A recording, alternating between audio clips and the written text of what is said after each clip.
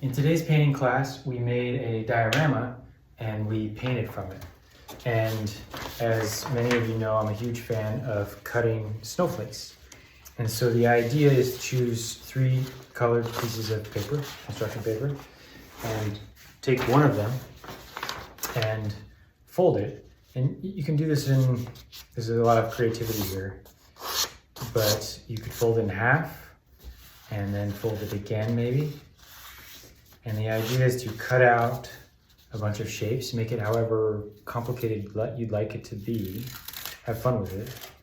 And you cut out a shape, and then you save that shape, so nothing is lost. And then you take the piece of paper that has the shapes cut out of it, and you glue that down to one of your colored papers. And then you take the other one and you glue these shapes to it. And you set up a diorama like this. And the idea of the project is to get to know a shape in multiple ways, right? We get to know it by cutting it out. We then find a relationship to its negative, right? If this is the positive of the shape, let's say we're thinking about cutting this shape out, then suddenly we were left with a negative, which is the space around that shape that has a lot to do with the rectangle and the scale. And then we opened it up and we're kind of surprised by the new form that came out of that shape. So we have a series of events that occurs after kind of pinpointing or creating a direction towards a shape. And then on top of that, what we're learning is we're going to paint this diorama, but you're going to paint this shape sitting down in space, laying on the floor, which is a big challenge in learning how to draw or paint. And then you're also going to paint it upright.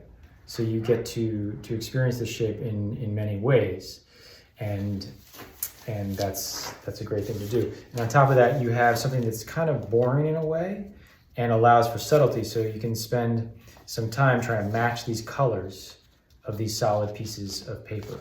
And sometimes like the less dramatic or the less exciting thing to spend some time painting is the most informative or the most educational. You can learn a lot from painting something that seems boring.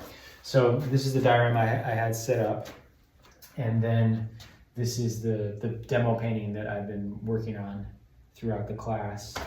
And I just want to kind of reiterate that I love to have a separate piece of paper so that while I'm painting, I might make a mark to see how it looks. And in this case, what happened was we made thumbnails, and we made 4 thumbnails on our page. Thumbnails are just like a small note to ourselves or gesture with drawing, with pencil or some other implement that kind of registers what this experience is in front of us.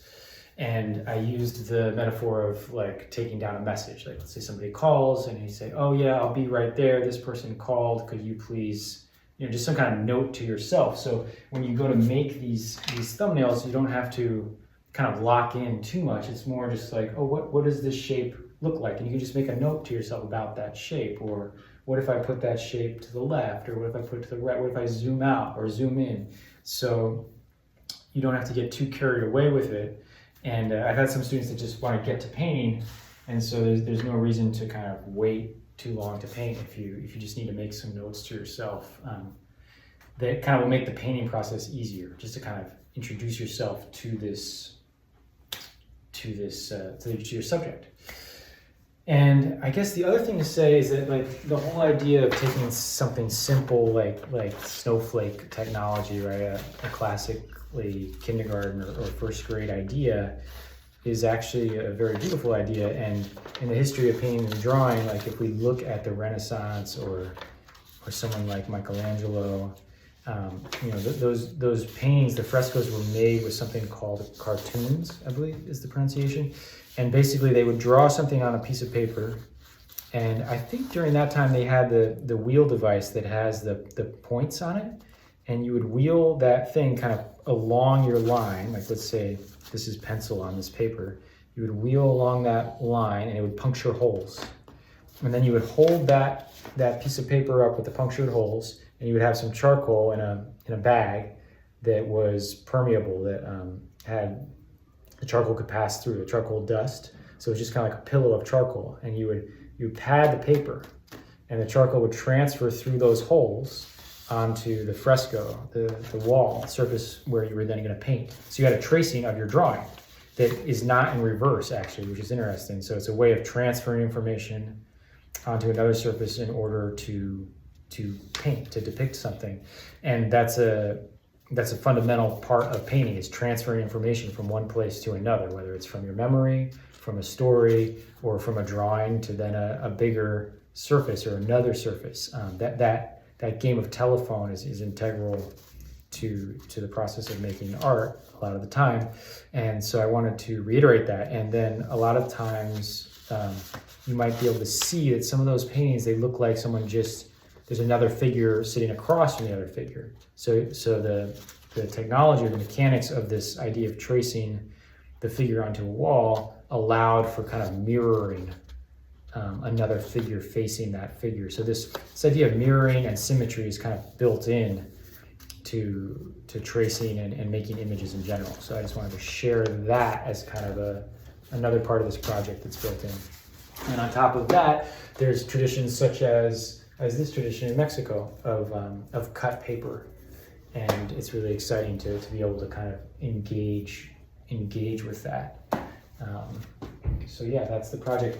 And then for the colors, the idea is you use a red, yellow, blue, and white, and kind of choose a red, yellow, blue that you think will be able to match whatever colors you happen to choose for your paper.